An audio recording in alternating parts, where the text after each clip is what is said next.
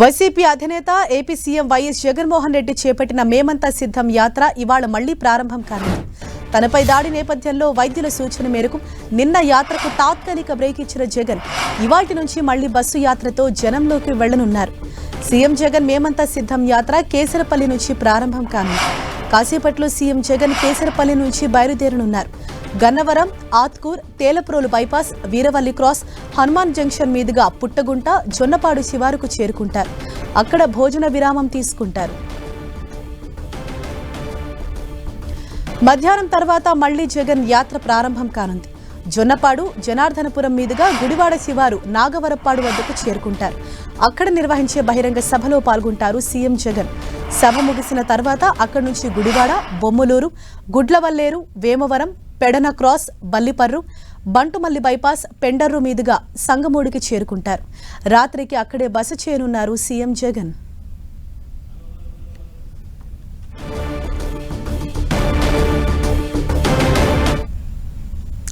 దీనిపై మరింత సమాచారంతో మా ప్రతినిధి దుర్గా మనకు అందుబాటులో ఉన్నారు. దుర్గా, నిన్న ఒక రోజు బ్రేక్ ఇచ్చిన సీఎం జగన్ బస్ యాత్ర ఇవాళ మళ్లీ ప్రారంభం కానుంది. సో ఎక్కడి నుంచి స్టార్ట్ అవుతుంది, అలాగే ఈరోజు షెడ్యూల్ ఏ విధంగా ఉండబోతోంది?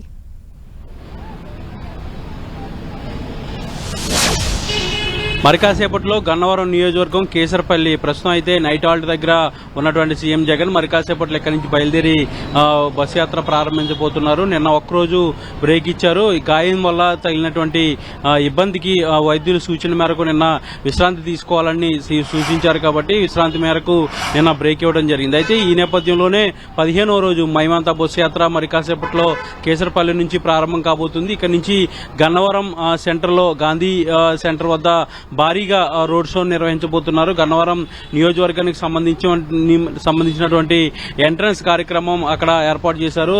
గన్నవరం నియోజకవర్గం వ్యాప్తంగా ఉన్నటువంటి పార్టీ క్యాడర్ అలాగే ప్రజలంతా కూడా భారీగా అక్కడికి ఆల్రెడీ చేరుకోవడం జరిగింది. మరి కాసేపట్లో సీఎం జగన్ కూడా వెళ్లబోతున్నారు. కాబట్టి ఘన స్వాగతం పలికేందుకు అంతా కూడా సిద్ధంగా ఉన్నారు. ప్రస్తుతం అయితే నైట్ హాల్ ప్లేస్ లో ఉన్నటువంటి సీఎం జగన్ మరి కాసేపట్లో బయటకు వచ్చి యాత్రని ప్రారంభించబోతున్నారు. అయితే గన్నవరం రోడ్ షో తర్వాత హనుమాన్ జంక్షన్ మీదుగా గుడివాడకు సీఎం జగన్ వెళ్తారు. గుడివాడ నియోజకవర్గానికి సంబంధించి ఈ రోజు బహిరంగ సభ ఉంది. కృష్ణా జిల్లాలో ఉన్నటువంటి పార్టీ క్యాడర్ అంతా కూడా సభకి రాబోతున్నారు.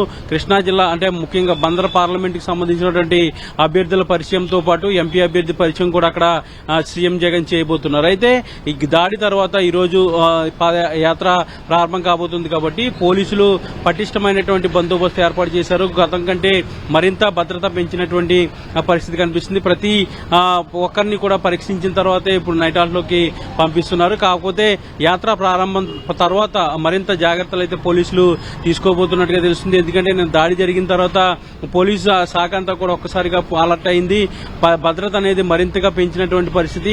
ఏదైతే విజయవాడ నగరంలో సీఎంపై దాడి జరిగింది, సీఎం స్థాయిలో ఉన్నటువంటి వ్యక్తిపై దాడి జరగడం అనేది చాలా సీరియస్ గా తీసుకోవాల్సినటువంటి అంశం. కాబట్టి ఇది మళ్లీ పునరావృతం కాకుండా అత్యంత జాగ్రత్తగా ఉండాల్సినటువంటి అవసరం ఉంది. కాబట్టి పోలీసులు మరింత భద్రతను ఏర్పాటు చేశారు. ఇప్పటికే రోప్ పార్టీలు వీటన్నింటినీ కూడా ఆల్రెడీ సిద్ధం చేయడం జరిగింది. మరి కాసేపట్లోనే ఇక్కడ నుంచి బస్ యాత్ర ప్రారంభం కాబోతుంది. హరీషా, దుర్గా, అంటే దాడి ఘటన తర్వాత మళ్లీ ఈరోజు యాత్ర ప్రారంభమవుతున్న నేపథ్యంలో భద్రతకు సంబంధించి ఎటువంటి జాగ్రత్తలు తీసుకుంటున్నారు?